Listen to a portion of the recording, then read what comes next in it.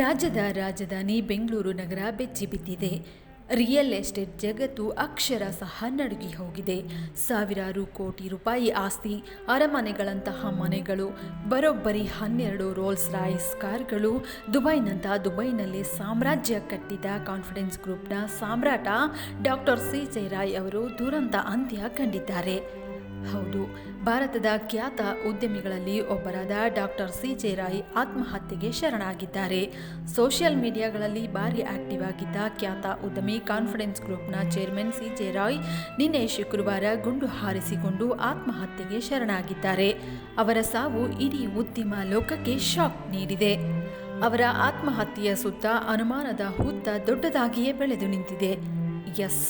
ಖರ್ಚಿಗೆ ಸಾವಿರಾರು ಕೋಟಿ, ಭೋಗದ ಬದುಕಿಗೆ ಏನೆಲ್ಲ ಬೇಕೋ ಅದೆಲ್ಲವೂ ಸಿ.ಜೆ. ರಾಯ್ ಅವರ ಕಾಲಬುಡದಲ್ಲಿತ್ತು.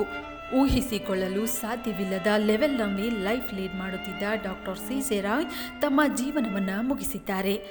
ಕೇವಲ ರಿಯಲ್ ಎಸ್ಟೇಟ್ ಕ್ಷೇತ್ರಕ್ಕೆ ಮಾತ್ರವಲ್ಲದೆ ರಾಯ್ ಅವರು ಬಹುಮುಖ ಪ್ರತಿಭೆ. ಕನ್ನಡ, ಮಲಯಾಳಂ ಸೇರಿದಂತೆ 12 ಸಿನಿಮಾಗಳನ್ನು ನಿರ್ಮಿಸಿದ್ದಾರೆ. ಕನ್ನಡದ ಬಿಗ್ ಬಾಸ್ ಸೇರಿದಂತೆ ಹಲವು ರಿಯಾಲಿಟಿ ಶೋಗಳಿಗೆ ಸ್ಪಾನ್ಸರ್ ಮಾಡಿ ಮನಗೆದ್ದವರು. ಇವುಗಳ ಜೊತೆಗೆ ಸಮಾಜಮುಖಿ ಕೆಲಸಗಳಲ್ಲಿ ಸಕ್ರಿಯರಾಗಿದ್ದ ರಾಯ್ ಹೃದಯ ಶ್ರೀಮಂತರು ಆಗಿದ್ದರು. ಸದ್ಯ ರಾಯ್ ಅವರು ಬೆಂಗಳೂರಿನ ರಿಚ್ಮಂಡ್ ಸರ್ಕಲ್ ಬಳಿ ಇರುವ ತಮ್ಮ ಕಚೇರಿಯಲ್ಲೇ ಆತ್ಮಹತ್ಯೆಗೆ ಶರಣಾಗಿದ್ದಾರೆ. ಐಟಿ ದಾಳಿ ಒತ್ತಡದಿಂದ ಸ್ವತಃ ತಾವೇ ಗುಂಡು ಹಾರಿಸಿಕೊಂಡು ಸಾವಿಗೆ ಶರಣರಾಗಿದ್ದಾರೆ ಎನ್ನಲಾಗ್ತಿದೆ.